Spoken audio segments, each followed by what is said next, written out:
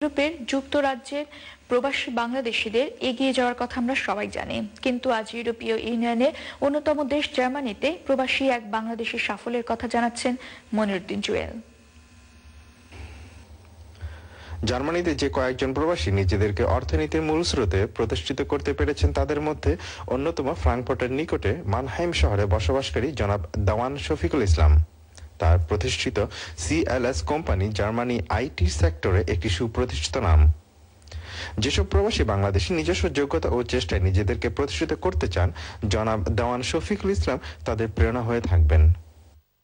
প্রতি বছরই কয়েকবার CLS কে ডেল কম্পিউটার, IBM কম্পিউটার, এসার কম্পিউটার সাথে টেস্টে কম্পেয়ার করে।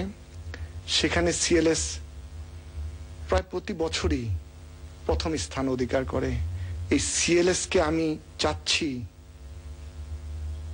শুধু জার্মানিতে নয়, শুধু ইউরোপে নয়, এটা বাংলাদেশেও এবং এশিয়ার বিভিন্ন দেশেও এই CLS-টাকে প্রসারিত করার। বর্তমানে মুক্তবাজার অর্থনীতিতে বিশ্ব প্রতিযোগিতায় বাংলাদেশের কৃতি সন্তান নিজেকে সুপ্রতিষ্ঠিত করেছেন তার যোগ্যতা দিয়ে। তিনি জার্মানের ফ্রাঙ্কফুর্ট শহর থেকে প্রায় 70 কিলোমিটার দূরে মানহাইম শহরে বসবাস করছেন দীর্ঘদিন ধরে। বিশ্বের নামিদামি কোম্পানি ডেল ও সিমেন্সের সাথে হাই কনফিগারেশন প্রতিযোগিতায় 2.8 নিয়ে এগিয়ে আছে, যা উল্লেখ করা হয়েছে ইউরোপের জনপ্রিয় ম্যাগাজিন প্রক্সি কম্পিউটারে। Moniruddin Jewel, Bangla TV news, Mannheim, Germany.